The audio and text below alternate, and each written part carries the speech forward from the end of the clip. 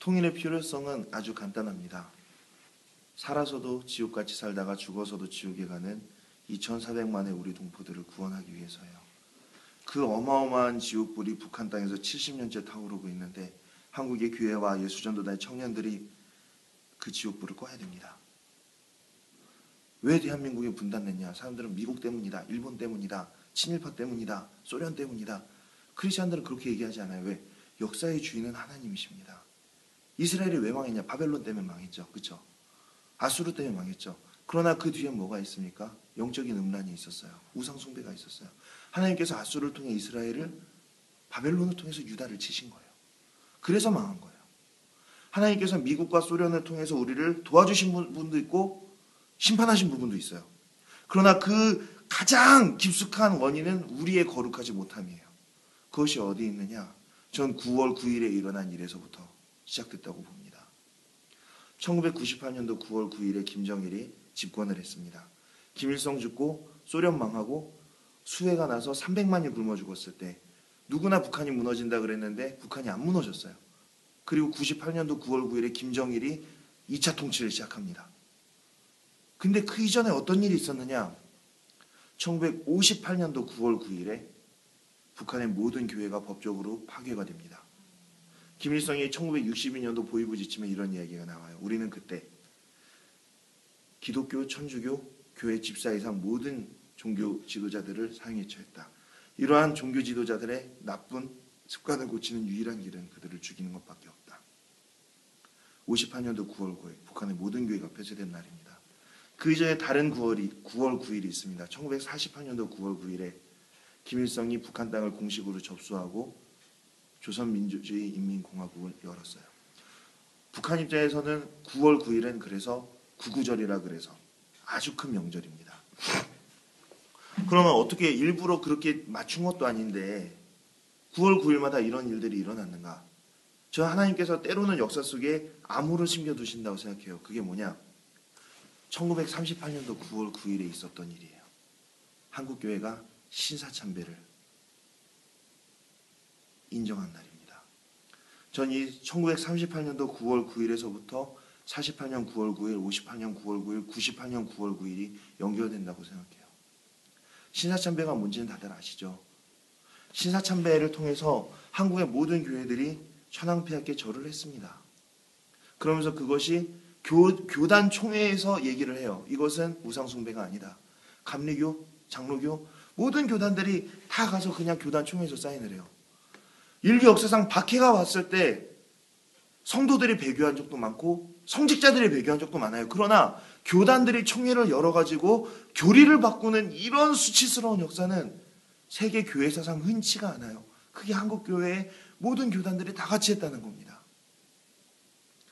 그러니까 1907년에 평양 땅에 강력하게 임하셨던 하나님께서 38년도 9월 9일에 떠나시는 거예요. 에스겔서에 보면 그런 게 나와요. 우상숭배가 가득해지기 시작한 예루살렘에서 하나님의 보좌의 영광이 떠나버려요. 그발강가에서 선지자 에스겔이 그걸 보면서 통곡을 하죠. 그것이 평양에서 일어난 일입니다. 당시 기독교의 중심지는 평양이었어요. 인구의 과반수가 기독교였죠. 그 생각을 해보셔야 돼요. 우리가 한때 2007년에 부흥이 온다고 어게인 1907, 어게인 1907 했습니다. 부흥이 왔어요? 안 왔어요. 왜 안 왔느냐? 숫자가 맞으면 옵니까? 아니에요. 1907년에 하나님께서 떠나가신 이유가 있어요. 그런데 숫자가 맞으니까 하나님께서 오십니까? 그게 해결이 안 됐는데. 우리 민족이 7년, 38년부터 45년까지의 7년의 박해를 견디지 못해서 우상숭배하는 교회가 되었습니다. 그러니까 하나님께서 그들을 갖다가 이 민족의 손에 팔아버리신 거예요. 우상숭배하는 세력에 팔아버리신 겁니다. 그래서 성경에 나와요. 사사기. 이스라엘 백성들이 약속의 땅에서 하나님을 떠나버립니다. 하나님을 떠나니까 하나님께서 그래 우상숭배하면 실컷 해봐라. 그래서 메소포타미아 왕 구산디라임에게 팔아버리세요. 판다는 표현이 나와요.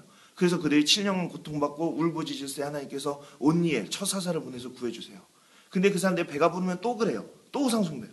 하나님께서 계속 사사는 보내주시는데 텀이 점점 길어집니다. 그래가지고 드보라는 20년 만에 등장한 사사예요. 삼손은 40년 만에 등장한 사사입니다. 그리고 남한국 유다가 멸망했을 때는 70년 만에 구원자를 보내주시는 거예요.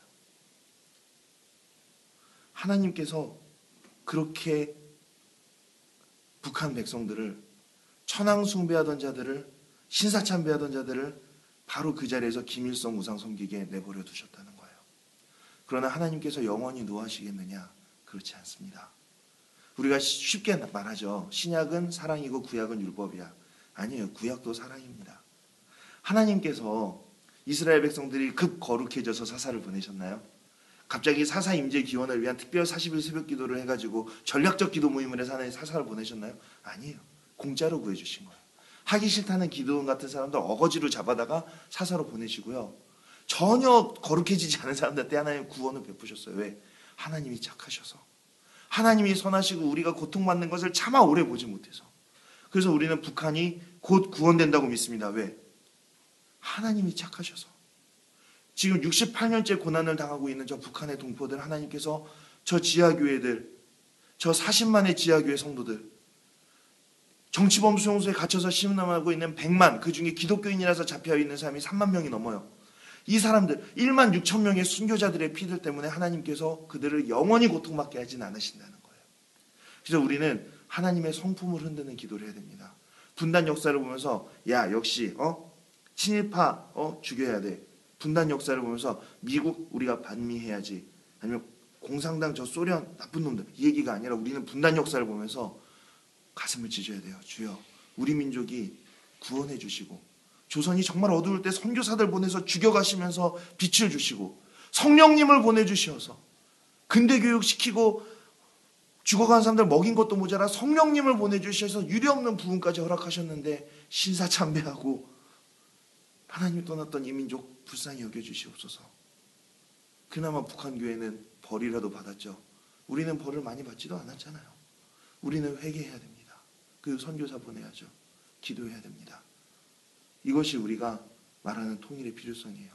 살아서도 지옥같이 살다가 죽어서도 지옥같이 사는 2400만의 우리 동포들 구원하기 위해서 또한 하나님의 거룩하신 영광이 에스겔서 마지막 장에서처럼 다시 평양 땅에 임해야 하기 때문에 주기철 목사님 마지막 설교하시는 산정원교회 신사참배를 막지 못했다. 이제 옥중에서 돌아가시기 전에 마지막으로 외출을 허락받아서 설교하신 게 산정원교회예요. 그러면서 이제 이 민족의 교회에 엄청난 박해와 고난이 올 것인데 나는 천국에 가서 조선의 교회를 위해서 기도하겠다. 그 산정원교회 부서진 바로 그 자리에 세계에서 제일 큰 김일성 동상 섰습니다. 20m짜리. 순금이 36kg이 들어가 있고 그 금값만 30억이 넘어요. 그 우상들이 무너져야죠. 그리고 무너진 북한의 교회들이 벽돌 한 장까지 재건돼야죠. 그것이 우리가 꿈꾸는 통일의 필요성입니다.